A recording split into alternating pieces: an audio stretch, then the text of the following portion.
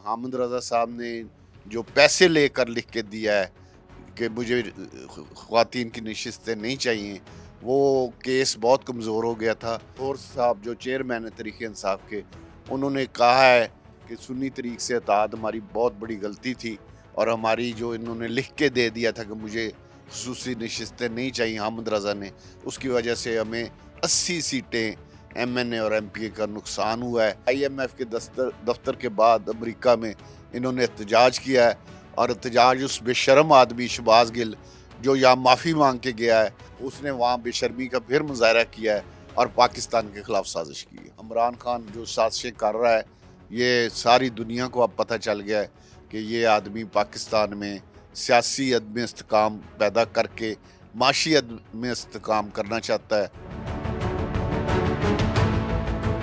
राजा साहब ये बताएं कि तहरीक इंसाफ की जो मखसूस नशिस्तें थीं वो उन्हें नहीं मिली लेकिन दीगर जमातों में बांट दी गई। क्या आप समझते हैं कि इखलाकी तौर पर ये दुरुस्त फैसला है? हामिद रज़ा साहब ने जो पैसे लेकर लिख के दिया है कि मुझे ख़वातीन की नशिस्तें नहीं चाहिए, वो केस बहुत कमज़ोर हो गया था। मेरी प्रेस कॉन्फ्रेंस की तईद की है शेर अफजल साहब ने भी और सेनेटर अली साहब ने भी, और बाद में गौहर साहब जो चेयरमैन है तहरीक इंसाफ के, उन्होंने कहा है कि सुन्नी तरीक़ से इत्तेहाद हमारी बहुत बड़ी गलती थी और हमारी जो इन्होंने लिख के दे दिया था कि मुझे ख़ुसूसी नशिस्तें नहीं चाहिए हामिद रज़ा ने, उसकी वजह से हमें 80 सीटें एमएनए और एमपीए का नुकसान हुआ है। और वो सिर्फ़ तहरीक इंसाफ को नुकसान हामिद रज़ा ने जो लिख के दिया है उसकी वजह से हुआ। ऐसा फार्म 47 के साथ जो हुआ, आप समझते हैं सीनियर सियासतदान होने के नाते क्या ये मुतनाज़ा सीटों पर जो नताइज हैं ये दुरुस्त है? जी, हमने तो खुद, हालांकि हमारी सीट फैसलाबाद में नहीं पंजाब में सबसे क्लियर सीट थी कि ये सीट बिल्कुल क्लियर है, इस पर कोई मुकाबला ही नहीं है, तो हमने तो इसका बावजूद नताइज को तस्लीम किया है। और पीटीआई ने तो 2013 में भी रिज़ल्ट को नहीं माना था, 2018 में ये भी कहते रहे धांधली हुई, और इमरान खान जब वज़ीर-ए-आज़म बना तो धांधली को भूल गया। उसने फिर वज़ीर-ए-आज़म बनने के बाद कोई धांधली का जिक्र तक नहीं किया। अब 2024 में फिर वो हार गए हैं तो उन्होंने फिर धांधली का शोर मचा दिया है। मुल्क को सियासी इस्तेकाम चाहिए और उससे बड़ा माशी इस्तेकाम चाहिए। इन्होंने अब IMF को ख़त लिख दिया है। तहरीक इंसाफ ने बहुत बड़ी घटिया हरकत की है, पाकिस्तान से गद्दारी की है कि IMF के दफ्तर के बाद अमेरिका में इन्होंने एहतजाज किया है और एहतजाज उस बेशर्म आदमी शहबाज गिल जो यहाँ माफ़ी मांग के गया है, रोता रहा और रोते कानों को हाथ लगा गया था कि मैं सियासत छोड़ रहा हूँ, उसने वहाँ बेशर्मी का फिर मुजाहरा किया है और पाकिस्तान के ख़िलाफ़ साजिश की है। राजा साहब शहबाज शरीफ वज़ीर आज़म बन गए, आसिफ अली ज़रदारी सदर बन गए और हुकूमत में वही 16 जमातें हैं जो गुज़िश्ता 16 माह में देखा कि हुकूमत PDM की थी और नाकाम हुकूमत रही। अब कैसे डिलीवर कर पाएंगे, कैसे मामला?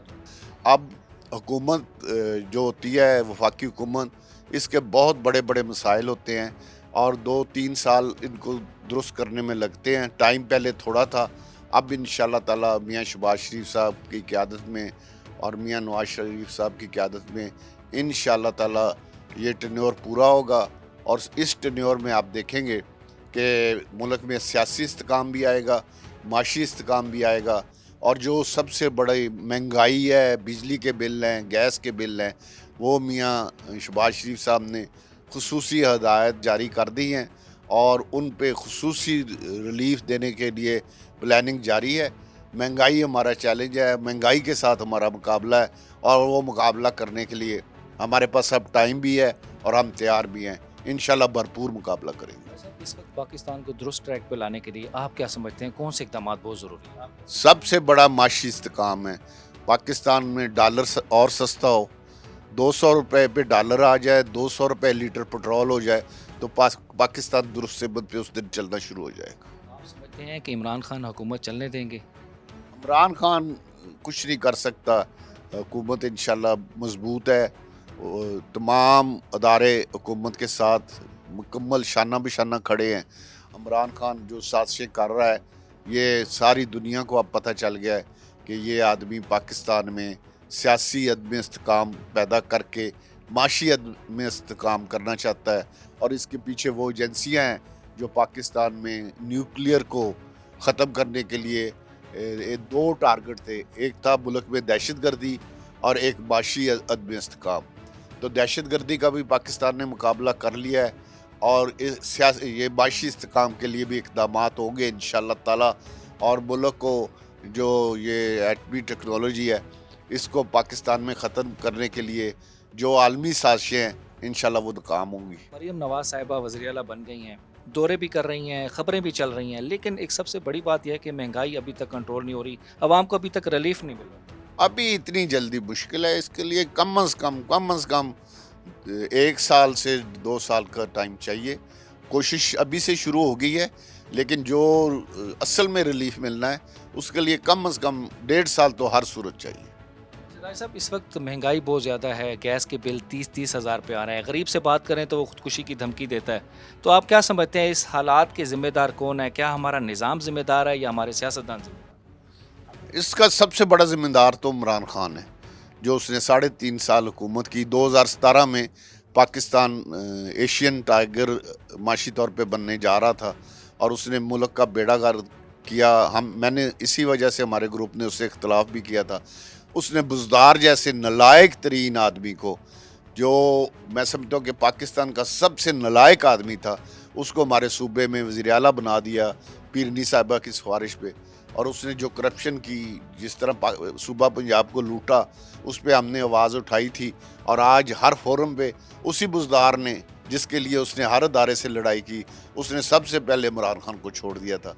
तो इस आदमी में कुछ पाकिस्तान के ख़िलाफ़ साजिशें जो कर रहा है, ये अल्लाह ताला इसको हिदायत दे और पाकिस्तान सियासी तौर पे और माशी तौर पे पाकिस्तान में इस्तेकाम आए, गरीब आदमी को रिलीफ मिले। राना सनाउल्लाह बिल्कुल ही खामोश हो गए हैं, क्या वजूहत हैं? हुकूमत ने मना कर दिया, उनकी जमात ने मना कर दिया, क्या मामला?